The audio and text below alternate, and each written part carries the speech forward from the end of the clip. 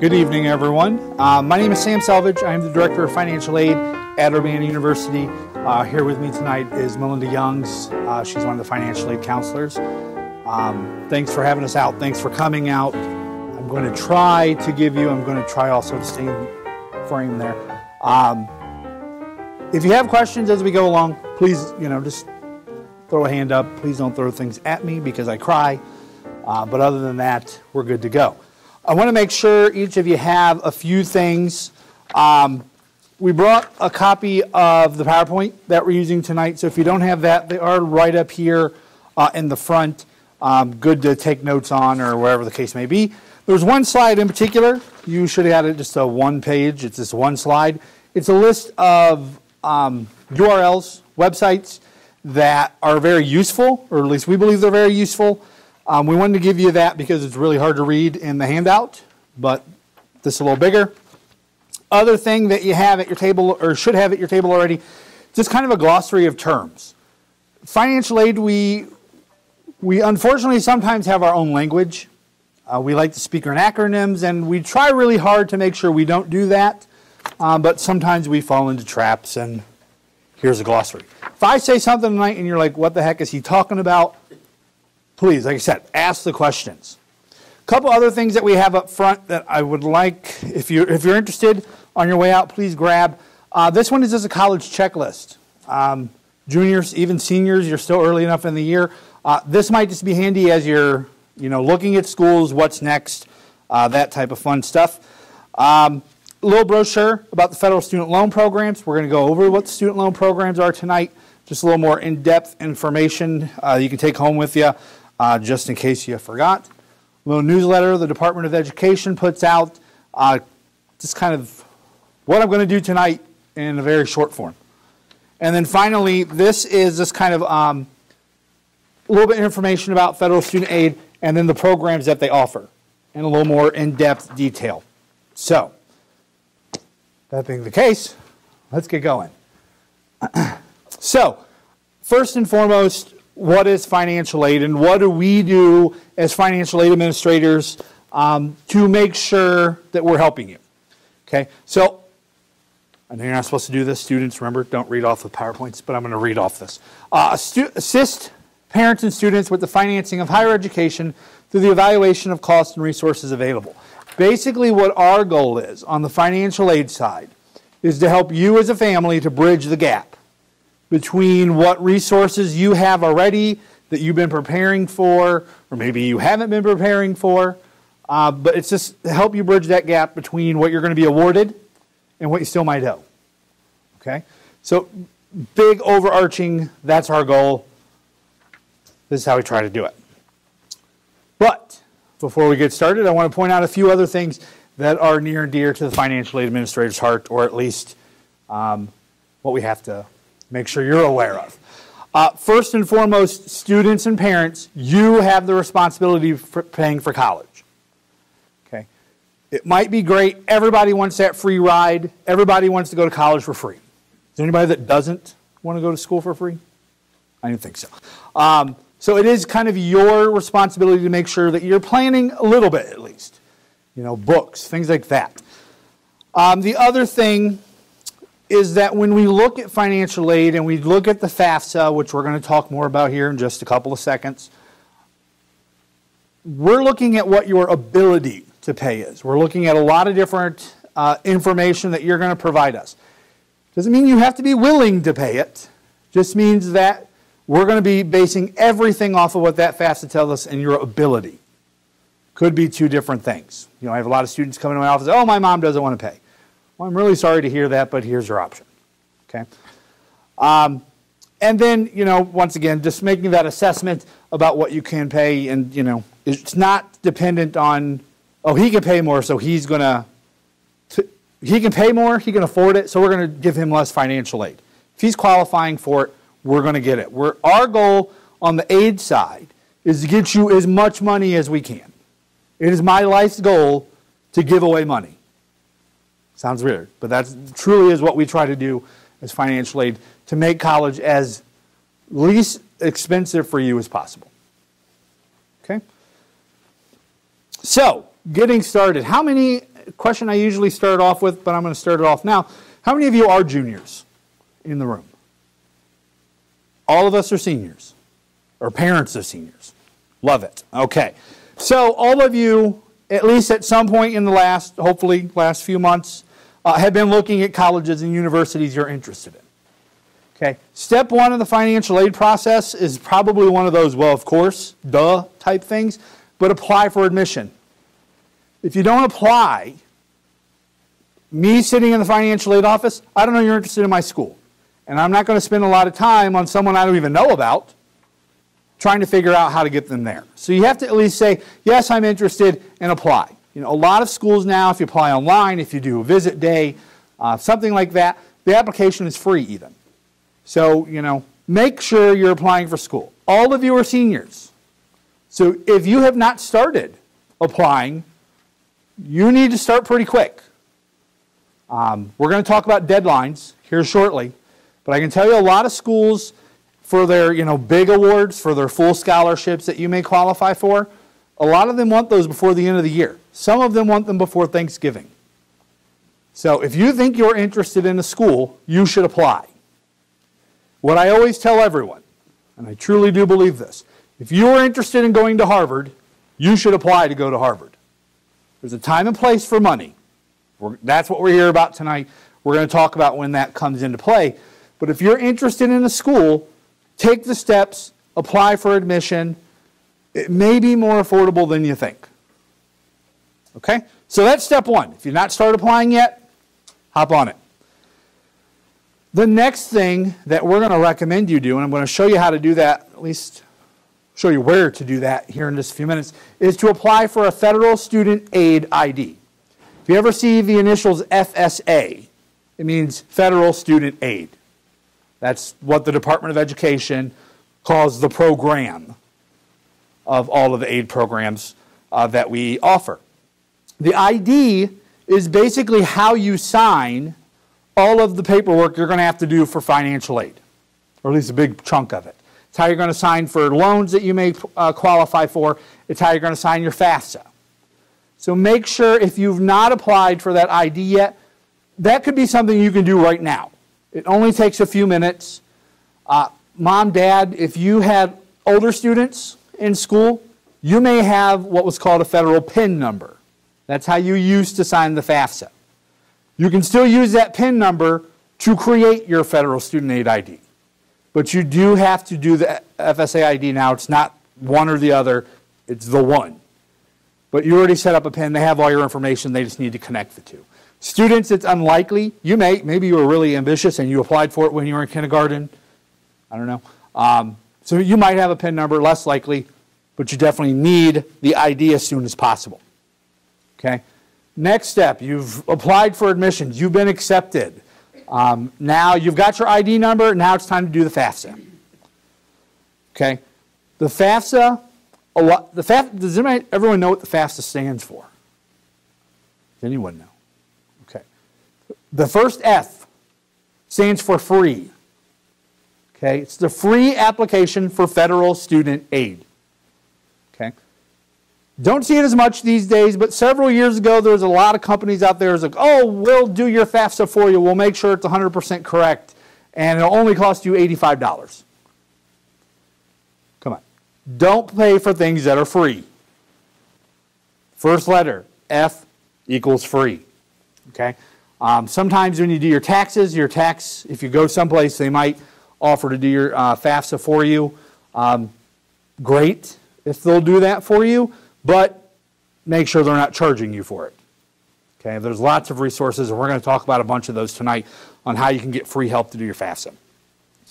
I'm supposed to tell you, and this is what our National Association tells us to say, that you may want to consider completing the pre-application worksheet.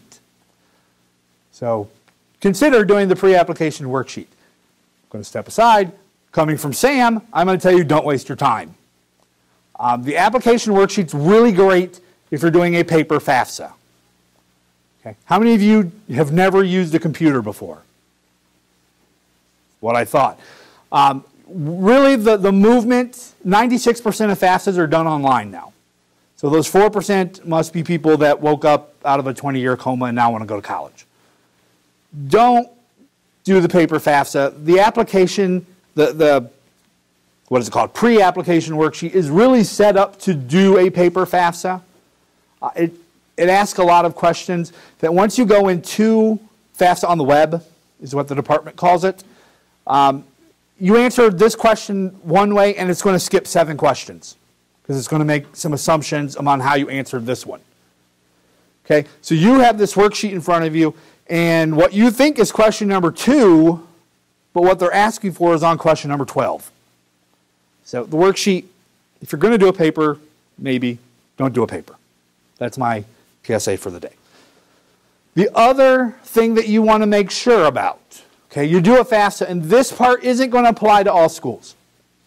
But you may need to complete what's called the CSS Profile or an institutional application for financial aid. Okay? The CSS Profile is a little different than the FAFSA. The FAFSA looks at a lot of different things, including the age of the older parent. Okay? The reason they're doing that, the older you are, the assumption is the closer you are to retirement. So a lot more of your assets are protected. They're not even counted. You might put them in, but it's like, oh, this person's 65, we're not going to count any of them. The CSS Profile is, some institutions use that to determine their institutional need-based aid. And we're going to talk about the difference here in a few minutes. I don't want to get too much ahead of myself and confuse everybody, but basically what they are doing is they're saying, how are we going to spend our money? We want to make sure we're helping the most needy students. How much does a FAFSA cost? It's free. The CSS Profile is not. Okay? The CSS Profile, for the first school you send the information to, it costs $25. And I'm going to put a little addendum to that because if you go out and look at CSS Profile, it's technically going to tell you it costs $9 to complete. So to complete the form, it costs you $9. To actually send it to the school that you're completing it for costs an additional $16. So it's $25 to do, because you wouldn't do it if you didn't have to do it, right? You're not going to spend the money, even if it's just $9. You can go to dinner for that somewhere. So CSS Profile, $25 for their first school. Each additional school costs $16 more. So when you're doing that, make sure you keep the two separate. Ask the schools you're applying to if they even want this, or if they have their own institutional application. The FAFSA is really designed to be streamlined. Most schools in Ohio, and when I say most, there are 326 schools in Ohio that receive federal student aid. There are 8 in Ohio that ask for the CSS Profile. So there's probably a good chance you might look at 10 schools and none of them will ask for it.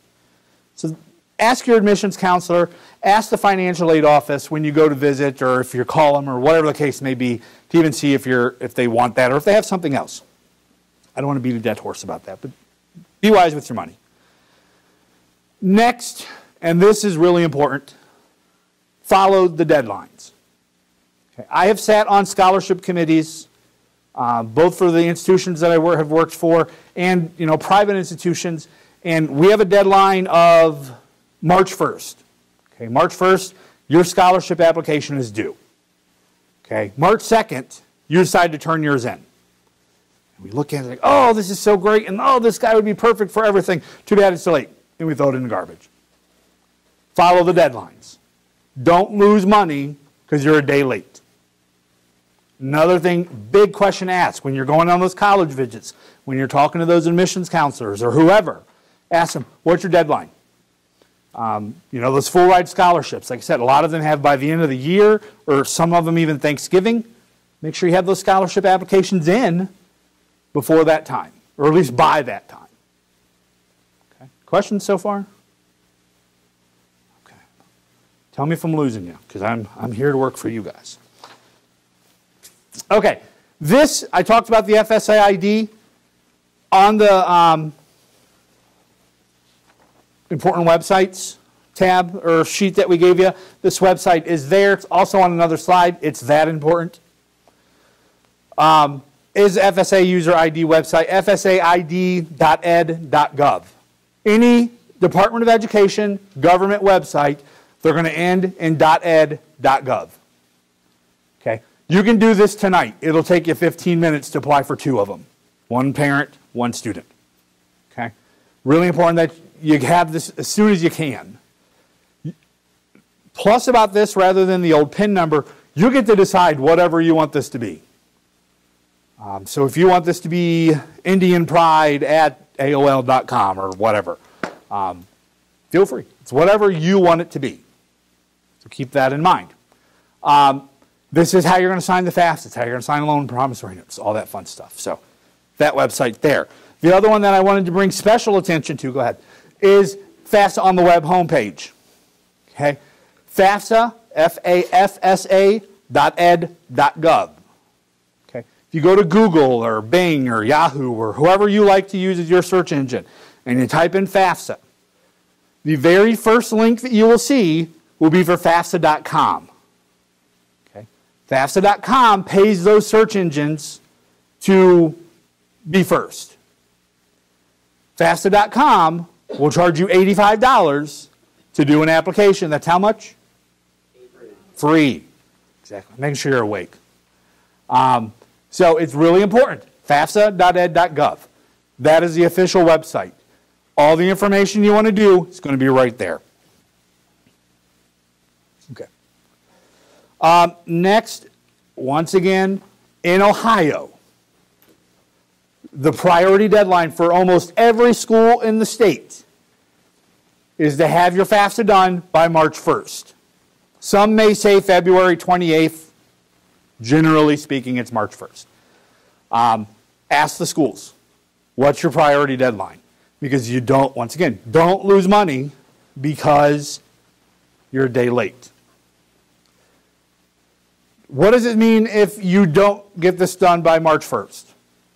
Generally what that means is that you're going to potentially lose out on institutional or campus-based aid. Still going to get your Pell Grant if you're eligible. Still going to get your loans. You're still eligible for aid. You just might not be eligible for as much. The other thing that happens, all of you over the next several months are going to be looking, okay, where am I going to school next year?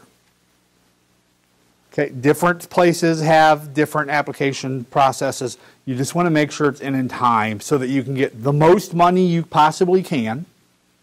Mom, Dad, I'm sure that's what you want. And make sure that you have that information to the schools. If you're looking out of state, different states will have different priority deadlines. I was actually looking at this afternoon. The state of Connecticut. So if you want to go to a school in Connecticut, their priority deadline is February 15th. So you want to make sure you have it in by then. Once again, it doesn't mean you're not eligible for any aid. It just means you're probably going to lose some money if you get it in late. Okay, questions about that? Okay, important websites. You have it. I want to go over just a little bit of these, a couple of them. First, FAFSA.ed.gov. Important again. FSA ID, once again, very important. We just talked about them. FAFSA Forecaster, all of you are seniors in the room, so I'm not going to talk too much about it.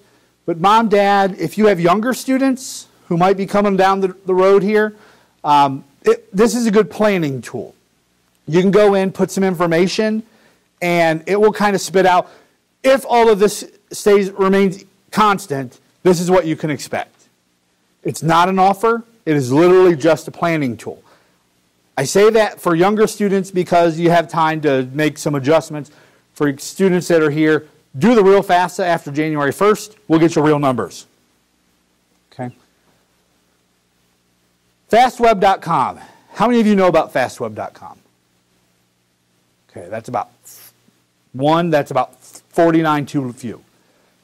How many of you guys want to go to school for free? Okay, quite a few of you. Fastweb.com is an internet search engine that you can go and sign up for an account. Completely 100% free. You'll fill out an account. It will take you a half hour. It's a very lengthy questionnaire because they're going to ask about your grandfather's grandfather. And did he serve in the Civil War? Because there are scholarships out there for descendants of Civil War veterans. If you were left-handed, there's scholarship money out there for you. What I always like to tell my sister, or people, my sister, a few years older than me, went to school.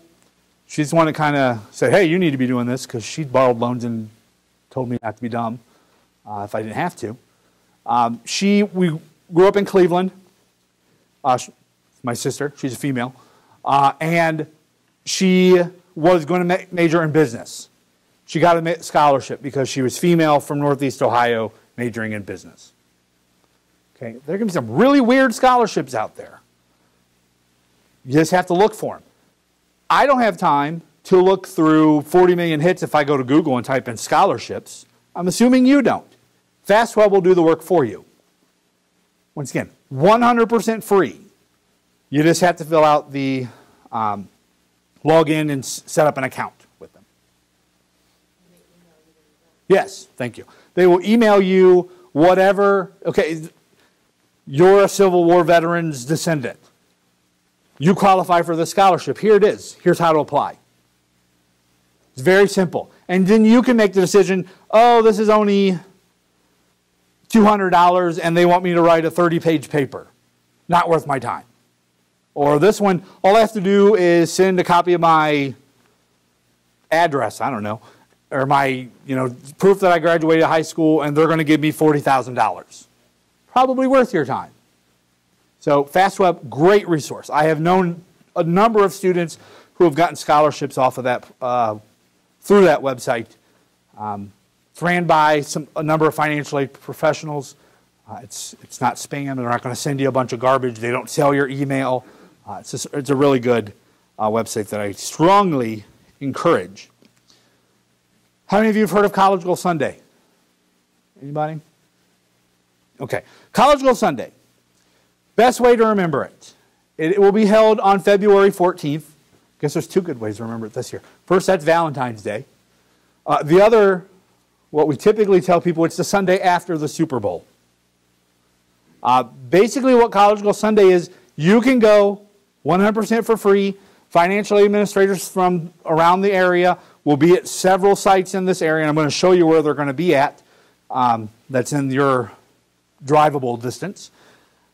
And they're going to help you do your FAFSA for free. If you have one question, they will help you answer that one question. If you need someone to sit down and do every single line of the FAFSA with you, there will be someone there who will sit down and do every line of the FAFSA for you, or with you. We will never do it for you. I shouldn't say that. It's a phenomenal program. I believe there's 54 sites throughout the state of Ohio this year.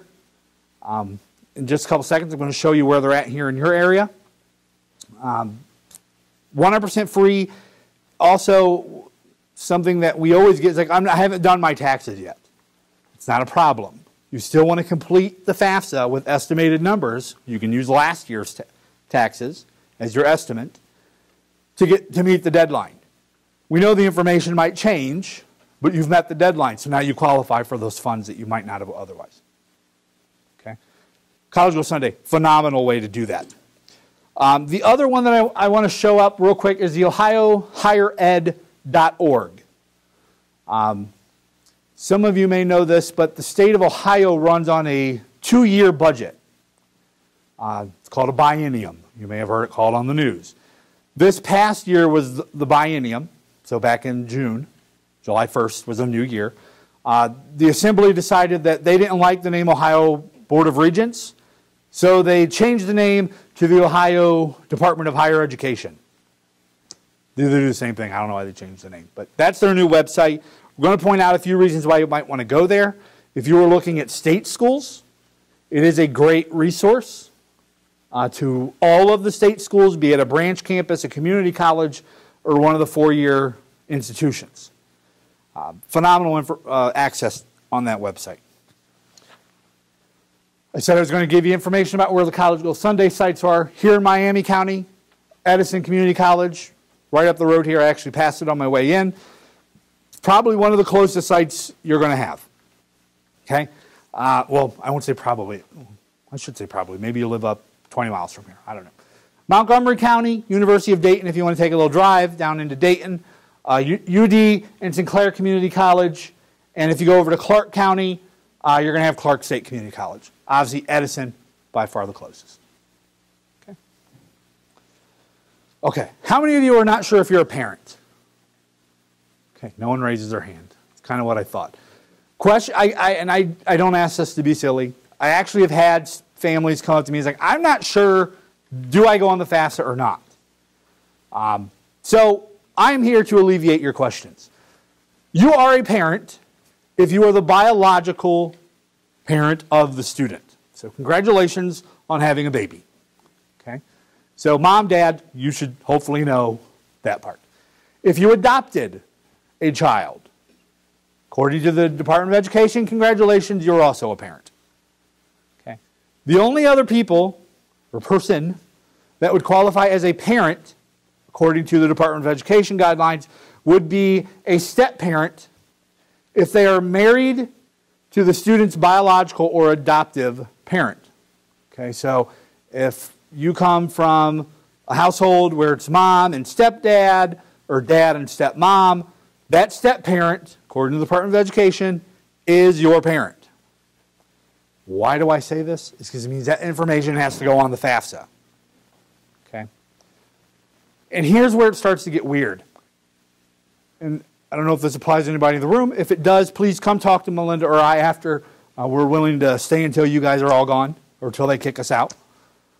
So you're not a parent if you are a foster parent.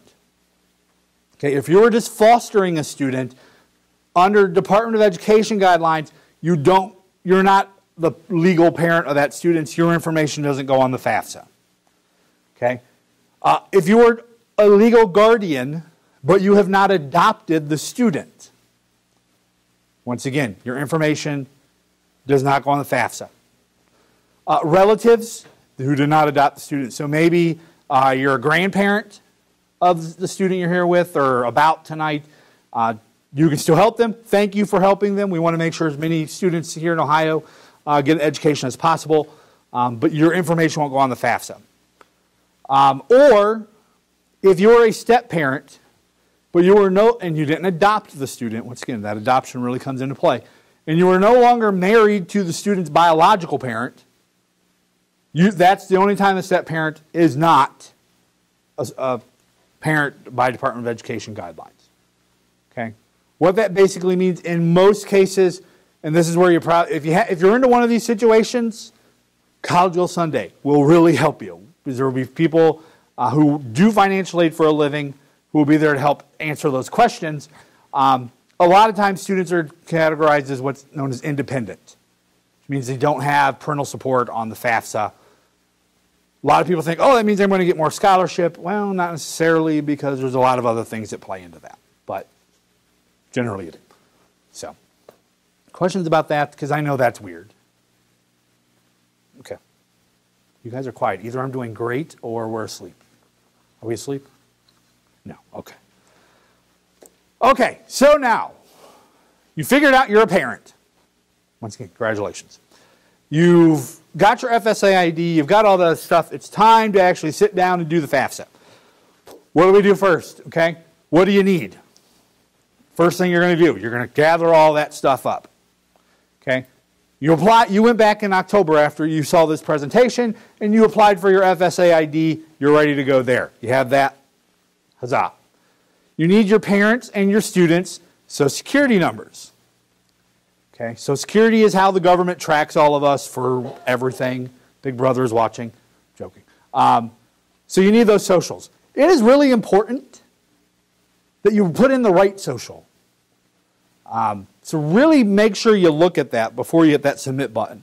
I can't tell you how many times I've had students who they've done a typo and they inverted a number, or they hit, you're over on the keypad, you meant to hit 5 and you hit an 8, something like that. Or parents was like, oh, this is the social. Oh, no, that was your brother's. Happens a lot. So my PSA for students, there's several of you in the room, if you don't know your Social Security number, learn it, because a lot of people are going to start asking you that for the rest of your life. I'm assuming you all want jobs. So if you don't know your social, make sure you have that. The other thing that you need is if you filed taxes, you need your prior year taxes. Okay? For those of you that have filed taxes ever, you realize you always are prior year. It's 2015 right now. When you filed your taxes back in the first part of the year, you filed for 2014. So you just need those taxes that you did for the prior year. Okay. You will need that this year. There's some, President Obama, about a month ago, I'd say now, has changed the way that we'll be looking at income in the future, where we were using 2-year prior, so prior year. So in 2015, we'd use 2013, for example. That's about a year away. I'm only saying that so you can kind of keep that in the back of your head. It's like, oh yeah, I remember that guy saying that. So, need your taxes. Great way to do this. You don't actually need that paper in front of you anymore. If you're a married couple and you filed jointly, or if you're a single parent, excuse me, or the student, obviously if the student is single, you can actually connect your FAFSA to the IRS database, and they will fill in all the income information for you, or the vast majority of it. It's called the IRS Data Retrieval Tool. It is a phenomenal resource if you can use it. And most people can. I won't say all, because if you file married but separately, you're not able to use it because it can't connect your information. But a number of families can. Basically what that does, about a third of all students are selected for a process called verification. What that means is that I in the financial aid office have to check to make sure that your FAFSA is right. And the only way I can do that is to send you a letter, call you, email, however, and say, hey, I need you to fill out this form and give me your tax return transcript, which you have to get from the IRS, by the way. If you use the data retrieval tool, I already know your information is correct. So it's really fill out this one piece of paper and send it back to me and we'll get your FAFSA taken care of. It really eliminates a lot of back and forth, helps you out, helps me out, makes everybody happy. Okay? So if you're able to, we strongly encourage the use of the IRS data retrieval tool. You're also, yes? Question was, for those of you who didn't hear, and make sure I heard you right, is there a link for it on the FAFSA when you're filling it out? Yes. There's actually, when you get into the financial section, it's going to ask you a couple questions. How did you file? Did you file taxes? How did you file taxes? And then it's going to tell you, you're eligible to do this. Do you want to? You don't have to use it. But it does expedite a lot. And it makes the FAFSA a lot easier. Because then you're not saying, where do I find this? Oh, I got to go to 1040 line 7 minus 4. And, you know, makes the process a lot faster. Great question. Okay. You're going to need some little general family information as far as, you know, how many people live in your house, how many are in college. Fun stuff there. Okay, so now you've got all your stuff together. Now it's actually time to fill out the FAFSA. Okay?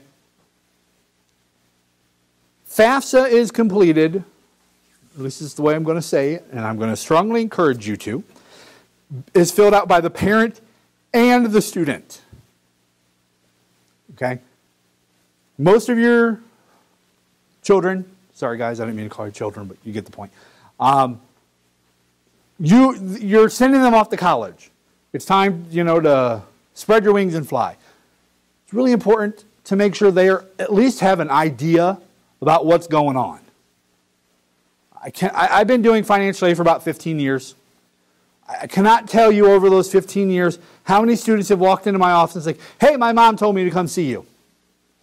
Oh, why? Oh, I don't know. I'd love to help you. Unfortunately, I have no clue what you're here for. So it is really important. Have them start getting into the habit. They need to be aware of what's going on. Students, this is your future. You should want to have an idea about what's going on because someday, if you're lucky, you're going to have children and you're going to have to do this with them. So it's good practice, I guess. Don't have children yet. There's my other PSA for the night. I'm sure your parents agree. So parents and students do it. Application is then, you've done all your paperwork, you hit that final submit button. The application is then sent off to the Department of Education for the central processing. Okay, they're basically going to do a preliminary check and make sure there's nothing that looks weird. If you say you have 41 people living in your household, they're probably going to want you to check that. Maybe you do. Maybe you have 20 kids. I don't know. But if you have a really high number or a really low income with a high number of family, they're probably going to say, hey, did you type this stuff in correctly? Everything went through. Everything looks beautiful. Huzzah. It's then going to ask you about your expected, or tell you basically what the expected family contribution is, or the EFC is what you're going to hear a lot of schools call that. Expected family contribution helps us on the school side determine what kind of need-based aid you qualify for. We're going to talk about these here in literally just a couple of minutes. Okay, EFC, beautiful. You are then going to get what's called a student aid report, or SAR. Okay, what the student aid report is, it is a transcript of everything you just put on your FAFSA. Look at it. Really important that you look at it. And I'm going to say that adamantly because the federal processor is just looking for something obvious. If you made $20,000 last year, and when you typed in your information, you hit an extra zero. So now the Department of Education thinks you made $200,000. That is going to impact your aid, obviously. So you want to look at that student aid report. It's like, oh, I made a mistake. You go back out to FAFSA on the web. You make a correction. Process starts over. Okay? It's really important that you do that, or that you look at it. You're going to get it one of two ways. Most likely way, if you're doing it FAFSA on the web, hopefully you have an email. If you don't have an email, go get one. They're free, most of the places. They're going to email you the form, and you're just going to open it up in a browser, whatever you like, and you can review it that way. If for whatever reason you don't put an email in there, they will mail one to your house. Okay? Takes a little longer, because obviously paper over electronic, but still the sentiment remains. Check your student aid report. Okay? Everything looks good. You did perfect. Everything's on there correct. Your information is then sent to us on the school side. We are going to review it. We're going to put you through the calculations that the Department of Education requires of us, and then we are going to determine what sort of financial aid awards you are eligible for. We are then going to send you what's called the financial aid award. Okay? That's going to hold a number of different things: scholarships, grants, loans, work study, and we're going to go over all these here now. Questions about any of that? Because, yes.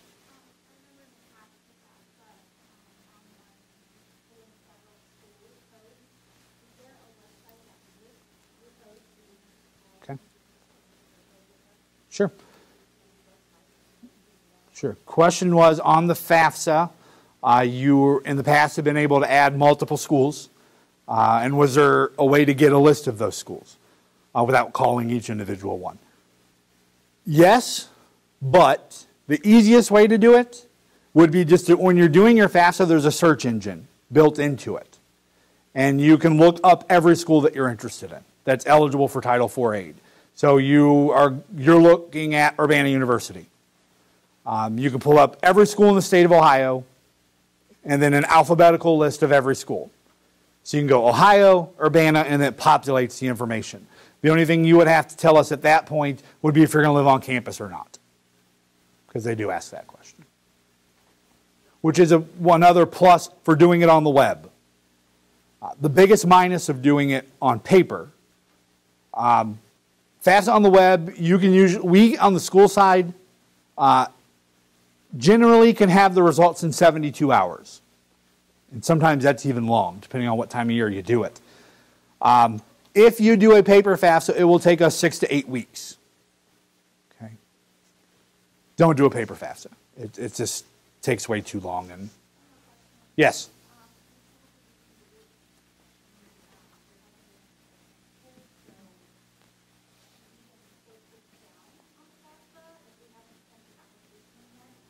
Question was, you still have some visits and you haven't made the application yet. Should you still send the FAFSA? Yes. It doesn't hurt to provide the information to the schools. Just don't expect any response from the school at least until you get the application process. Most schools won't do financial aid, even award letters, for students who haven't been accepted. So thankfully, you have some time before you're going to start having to worry about the financial aid award letters. Most of those start coming out in March or late February. So you still have time to get those school visits in and applications. Okay. Can you go back one slide? Okay. I think I skipped this slide, and I'm sorry, but I'm going to go back just a second. And the reason why, there's just a couple things I want to point out here. I already talked about Social Security numbers. I already talked about your income information. I mentioned how many people live in your household and who's in college. Okay. Mom, Dad, if you're in college, unfortunately, when you complete the FAFSA for your student, you don't count as in college. You count as a number in the household, obviously. But if you have 3 people living in your house, and it's you and your student is now in school, for your student FAFSA, it's only 1 in college. Now, when you go to do your FAFSA, since you're in school, you have 2 in college, because you can count yourself and the student. Don't know why they do it, but that's the rules. And if you get selected for verification and you say, oh, you're in school, we in the aid office are going to remove it, it could impact your aid eligibility. So something to keep in mind just as you go ahead. Yes, if you have children over 24, doesn't mean necessarily that we're not going to count them, but the school will more than likely ask you, how are you supporting this person? So if you have an older son who is still in grad school, so they're still living at home, you can't count them in college because they're on their own, but they can still count in your household. But the school's probably going to ask you, hey, what's up with this guy? Not like that, but you get the point. Okay? Questions concerning dependency. There are several questions that will be asked, and that was why I talked so much about are you a parent or not. If the student's over 24, if they're seeking a graduate degree, so none of you in the room or meet either of those qualifications, but they start asking about were you in a legal guardianship or, give me another one. Homeless, if there's a risk of homelessness. There's several things that they're going to ask you about. Yes, if your student has a child that they are supporting, that may mean that your information as a parent doesn't go on, could potentially help because their income would more than likely go down. So several things on there. If you have questions about that, once again, Melinda and I will be here after, or contact the financial aid office at schools that you're looking at. Either one, we'll be able to help you. There is a question about drug convictions. Don't do drugs, rule number 1. But if, more than likely, right now, none of you have been convicted of selling drugs while you're receiving federal student aid. But there is a question about it, so don't be shocked when you see that. Because if you were convicted of a crime saying you're selling drugs, they restrict, you're not allowed to have federal student aid. So tax dollars at work. Other thing, several males in the room. You are 18 or about to turn 18. Make sure you register for the Selective Service.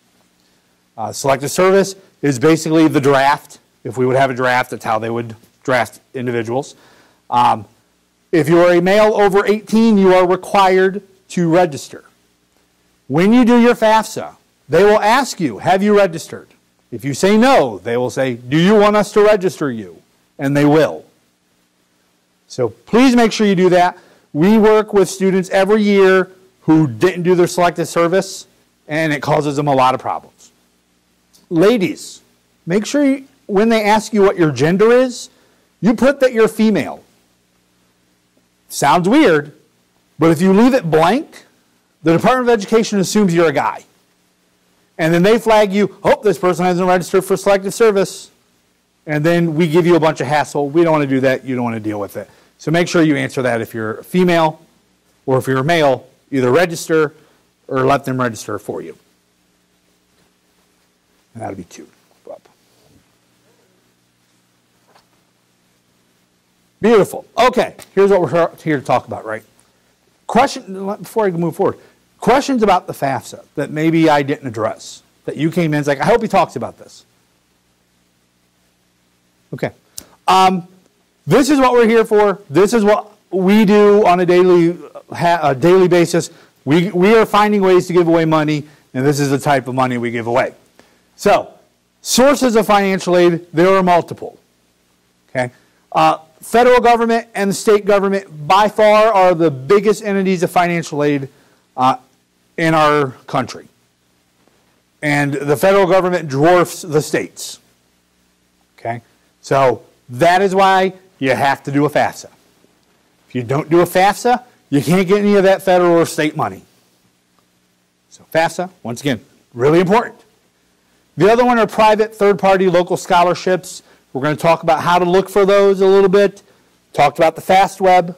Make sure you apply. You go set up your account for that. But FastWeb, or excuse me, private, local, third-party, all over the place. We're going to talk about some places to look. And then obviously the colleges and universities, we like to give money away, particularly four-year private schools like to give scholarships. And that is why I mentioned earlier, if you're interested in applying to Harvard, you should apply to Harvard or Yale or wherever, because I've worked with a number of students and they were comparing a private school I was working at versus a state school, and it was actually cost them less to go to the private school than it would have the state. Okay? So don't discount something. If you get that, and I was guilty of this back when I was doing my college search. I got a view book, piece of paper, so it tells you it's been a while. Saw the tuition price, like, oh, not going there, threw it away. Very good school. Glad I went where I did, but great school, just got scared by the sticker. Don't let the sticker scare you. Okay?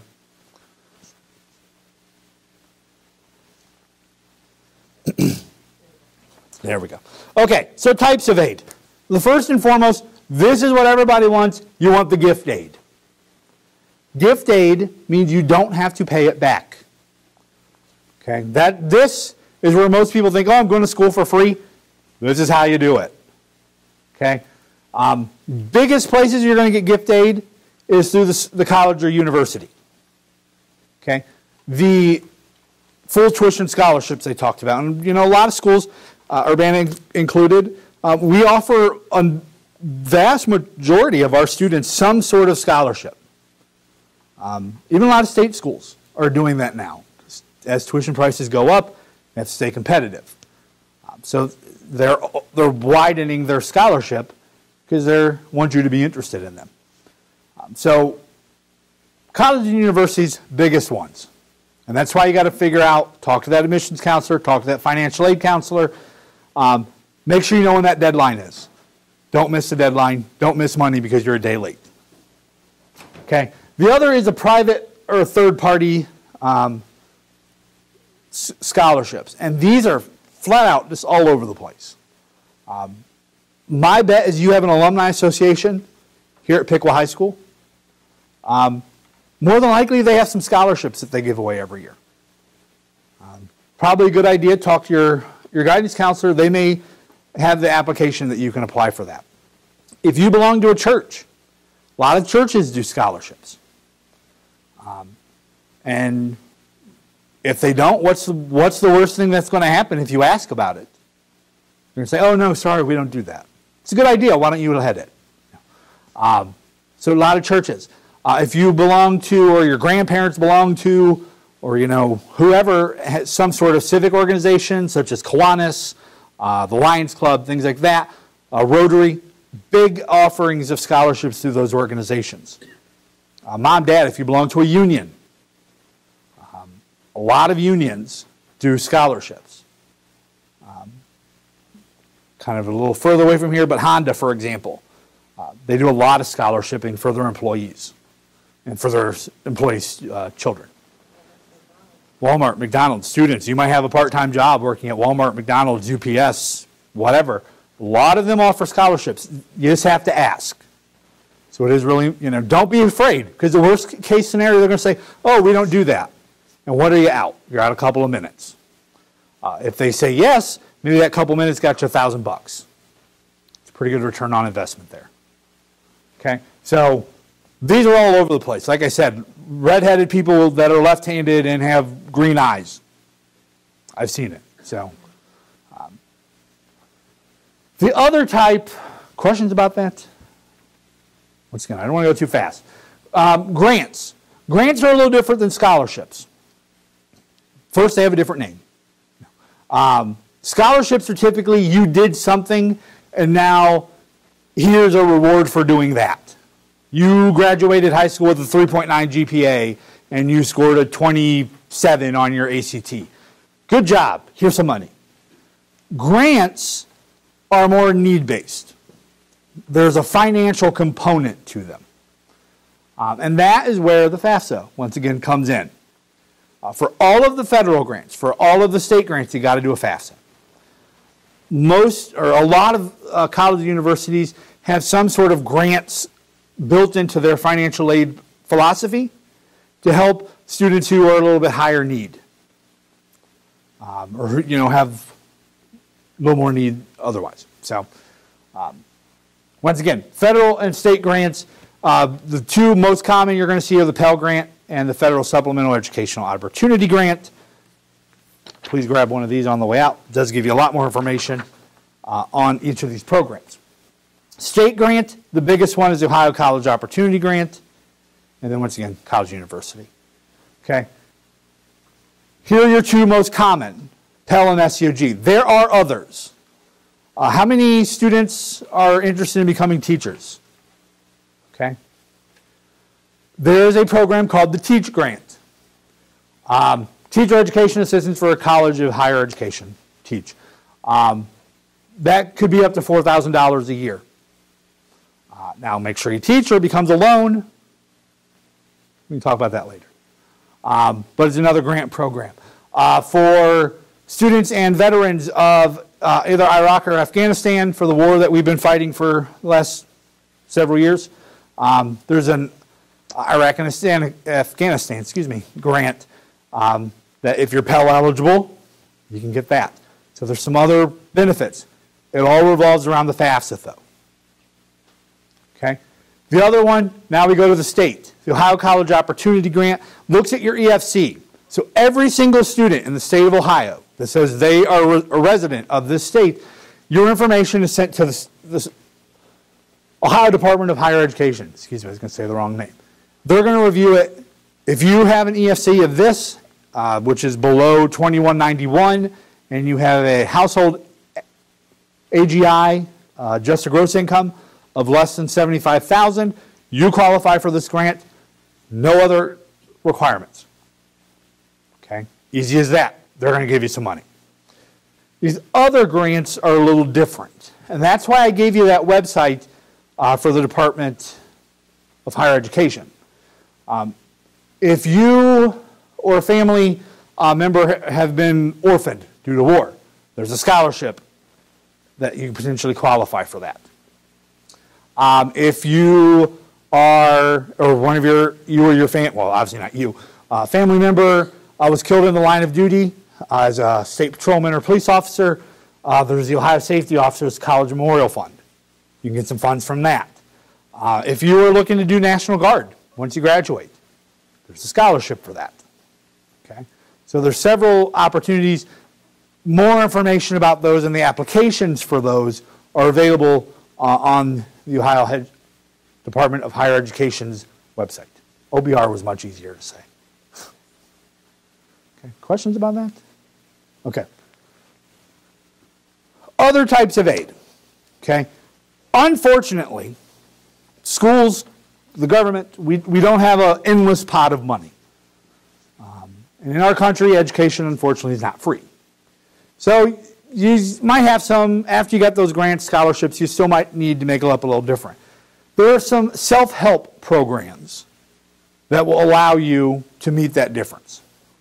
Okay, first one is the work-study program. You may hear it also called as campus employment. Generally speaking, same thing. Basically what it is your student, or you as the student, will get a part-time job. You'll work 10, 15, 20 hours a week, and once a month, every other week, every Friday, you get paid. Okay? Some families take that money and it's like, okay, you're going to help, you need to work because you're going to pay tuition with it. A lot of families do that. Other option is some families say, okay, you're going to work because that's your spending money. If you want to buy a pizza on Friday night, make sure that you worked last week so that you have some money to do it. Works either way. Once again, it's a check that goes directly to the student. The check has to go to the student. Now, it could be a automatic deposit or whatever the case may be, but the funds have to go to you. And then if you decide to make a payment to the school, you turn around and you write a check back to us. Or you use it for your own personal stuff, like I said.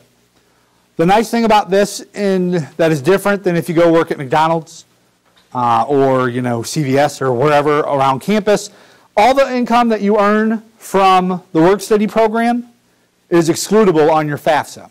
So you earn $2,000 in work-study funds. That's the only job you did last year. We're not going to count any of it. Still got to pay taxes. It's one of the inevitables, but it does help in the sense that it's not counting against you next year when you go to apply for work study again. Okay? The other one are the federal loan programs. And I am going to be the one who tells you, which is not popular in the media, that student loans are not bad. You have to borrow them wisely. It's like anything else. If you went and bought a house for $500,000 and you can only afford a house that costs $100,000, it's the same thing. Student loans are just bigger because there's a lot of students. Okay? So there are federal loan programs, which are typically not the ones you're hearing much of the bad stuff about. I'll talk about the other kind in a few minutes. I always like to tell students, live like a student while you're in school, so you don't have to when you're out. When you're out of school, you're going to want to buy a car because it's really fun to buy that first car. That's yours. You just got out of school. You got that first job.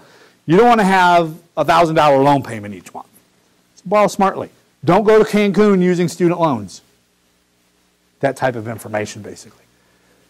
For the federal direct student loan program, there's two types: subsidized, unsubsidized. Subsidized means that the government's paying the interest for you while you're in school and for the 6 months after you graduate. There's some other, deferments, forbearance type things. No, not forbearance. But this is basically a zero interest loan. Okay? The unsubsidized loan is a little different. The interest starts accumulating the day it disperses, and it continues to accumulate until the day you pay it off. This is more like every other loan you will borrow for the rest of your life. If you get a car loan, you're going to have interest accumulating. If you get a mortgage, you're going to have interest accumulating. So not horrible, okay? You can see it has a 4.29 interest rate. Not bad. Pretty decent, actually, for someone who's 18 and probably has never borrowed a loan before. So the government is basically saying, because the question I always get, and I'm going to cut it off, Mom, Dad, your name is not on this loan at all. You have nothing to do with it. Okay? So what the government is doing is for your 18-year-old son or daughter, they're going to say, here's some money. Pay us back in 5 years. Oh, and then take 10 years to pay it off after that. So it's really, the government is banking on your future. So it's a pretty good deal. Now, you still might have a little extra that you need to make up. There's another federal loan program called the Parent Plus loan. And this is a loan that you, mom or dad, can borrow to make up that difference of what you've gotten in all the other sources of financial aid and what you still might owe. Okay? This is truly a parent loan. I have a lot of families come into my office like, oh, well, he's going to pay it all. He's going to pay it when he gets out of school, so that's fine. Okay? That's great.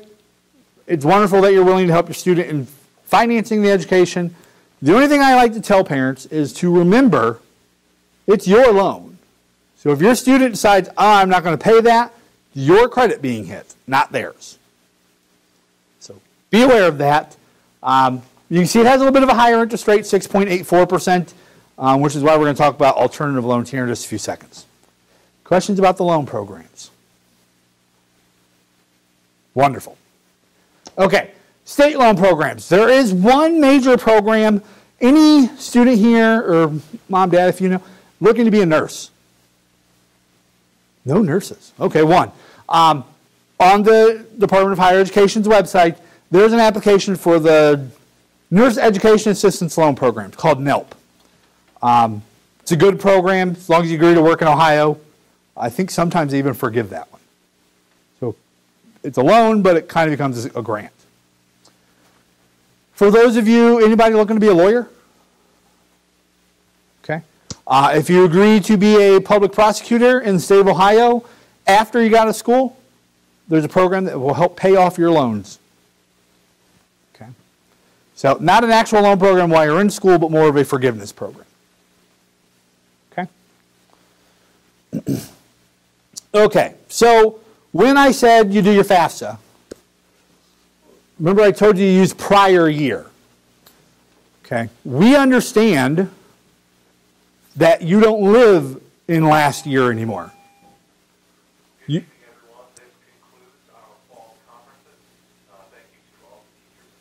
I'll speed it up.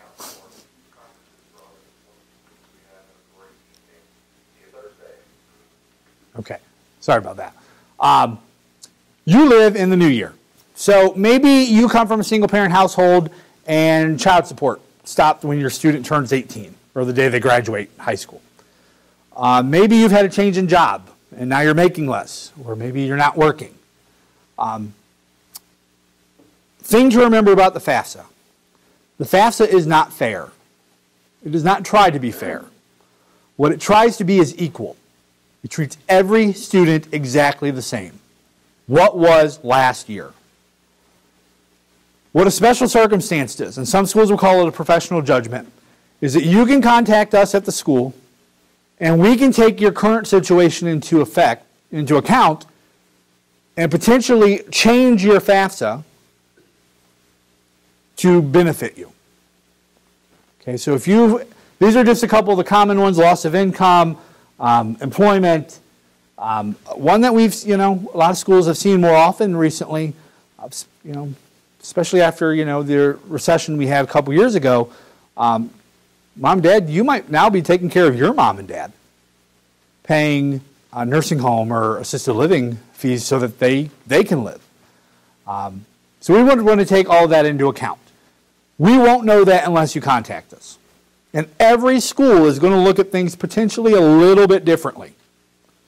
A good example of that is if you have a student, you're here, so I'm assuming this isn't the case, but if you had a student that went to a private school for high school or elementary, some schools will look at that, some won't, the tuition you're paying. So it is important. Contact the school. They may ask a little bit differently, but the goal is all the same, to get you more money. Okay?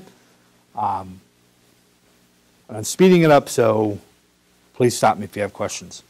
Okay, so you have gotten those financial aid awards. You still owe a little bit, but you decide, I don't want to borrow loans, or maybe those loans aren't working out 100% for you. So here are some other options.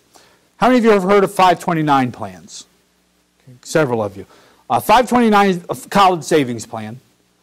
Several years, the biggest one in the state of Ohio is the Ohio Tuition Trust Authority. Some of you may have that. Some of you may not. If you've not started that now, don't worry about it. Just forget about it, because it's not going to help you at this point. You won't get enough out of it to make it worth your time. So, but if you have one, it's a great way to help finance your students' education. Okay? Some schools, when I say some, I mean all, will do some sort of payment plan for you, where you owe $1,000 and I don't have $1,000 to give you right out of my pocket, but I can split $1,000 over 10 months and I can give you $100 a month. Most schools have some sort of payment plan, or will work with you on a payment plan if that's a route you want to go. The other option, you can just kind of write a check. Schools are always going to bill you based on what semester or quarter that they're on. I think every school in the state of Ohio, or the vast majority of us now, are on the semester system. There might be some proprietary schools or smaller schools that still use quarters. But you can just write a check and say, okay, here's my $1,000 for fall. You can do that in August, and in January, here's my other $1,000 for the spring. Easy peasy. Okay? Alternative or private loans, and I'm going to take a couple minutes on this. When you read a news article about how horrible student loans are, or you see something on the news, this is generally the culprit. I will say, if you borrow wisely, once again, these are not a bad thing. If you come from most students, 18-year-old, you're going to need a cosigner for these because these are truly credit-based. Most 17-year-old students, 18-year-old students don't have very good credit, or maybe they don't have any credit. Okay? So, mom, dad, that usually means you're co-signing, or, you can trip somebody that's walking down the street and sign their name with them. I don't do that. So, lots of options there. Like I just said, if you don't finance your spring break vacation to Cancun using a student loan, these can be really good. If you come from a household that has really good credit, I showed you 6.8% for a plus loan. I've seen these as low as 3%. You get them a lot less. You get them in fixed or variable rates. Now, they're credit-based, like I just said. So it is important. They're going to check your credit. You want to be credit-worthy. The plus loan is by far easier to get. But you could get a better deal with this. Because on top of that 6%, 6.8%, there's also a 4.2%, something like that, origination fee. So you borrowed $20,000, I'm going to keep 4% of it. When I say me, I mean the Department of Ed. It doesn't go into my pocket. So depending on your situation, this could be more lucrative for you. Your school will be able to help you look deeper into that. Melinda and I can answer more questions about them. But don't write off student loans as if they're the worst thing since ever. There is a place for them. Okay? The other thing I want to point out, maybe you just have some personal savings. You have a savings account, you've been putting $100 a month or $10 a month in there. Those can really come into play. Students, some of you might have part-time jobs. Remember, unlike here, where you probably got your books for free, they just handed you a textbook. It's like, okay, here's what we're going to use for the year. When you go to college, you get to buy your own books. And books can be really expensive. I was in grad school a couple years ago, had an economics book that cost me $300. Okay? So we give you a range of $300 to $1,000, which is by far the worst range in the history of ranges. But it's really hard to say how much your books are going to cost you, because it depends on a number of things. First, how many hours are you registered for? Are you going full-time or part-time? What's your major? If you're in nursing school, your first semester might be really expensive because you have books you're going to use for 4 semesters. Are you buying the books? If you're buying, are you buying new or are you buying used? I asked you, are you buying? Because most schools now, you can rent them. You can rent a book, but is it new or is it used? All of those fluctuate the price of the book. So, worst range ever, but it does kind of give you an idea. Books are not going to be cheap no matter what you're looking to do. And if you're an English major, get ready. Okay. Questions about that? Go ahead. Okay, and I'm going to wrap it up here in just a second, but I want to go over a couple misconceptions. And these are questions over the years I keep hearing over and over. So I'm going to try to clear up some misconceptions. Okay. Misconception 1 is that my EFC is X, so I only have to pay that to go to school. Okay. The EFC, or expected family contribution, is not telling you how much you pay to go to college. Okay. If you were going to a school that costs $10,000 a year, and your expected family contribution is $30,000, it does not mean you have to go pay $30,000 to go to that school. On the flip side, just because you have zero EFC, it doesn't mean you don't have to pay anything. The EFC is used by the aid office to determine aid program eligibility. Pell Grants, Ohio College Opportunity Grant, those other things. It's not quoting a price, because each school costs a little different. There's some fluctuations, so they can't tell you this is what you pay to go to school because this is not realistic. Okay? Other one is that I don't live with my parents, so I'm independent. We usually hear this from returning students. Over the summer, or you decide, hey, I'm going to stay here over the summer, I'm going to go get an apartment. Okay, I have my apartment now. Oh, I live by myself. My mom and dad don't have to go on the FAFSA. Sorry, incorrect. If they're on your FAFSA your first year, more than likely they're going to be on it for the next 4. Hopefully only next 3, but 4 we'll say. Unless you turn 24, you have a child, you get married, usually that information doesn't change very much. Okay? Next one is I did my FAFSA before I started school. I don't have to do it ever again. That's not correct either. You have to do a FAFSA every year. So tax time, remember it's also FAFSA time. And the other one that we get a lot, and there's probably 50 others, but I don't want to bore you all night, is that, oh, my stepdad or stepmom isn't helping me pay for college, so I don't have to put them on my FAFSA. Remember I showed you earlier who's a parent? Step-parent. Even if you have an agreement in your family that you're going to pay for your kids and I'm going to pay for my kids, their finance they still help finance the house. So their information has to go on the FAFSA as well. Okay. Any questions? Okay. Well, thank you all once again for coming out tonight. Melinda and I will be around if you do have questions that you want to do one-on-one. Have a safe trip home, and hopefully we'll be invited back again. Thank you.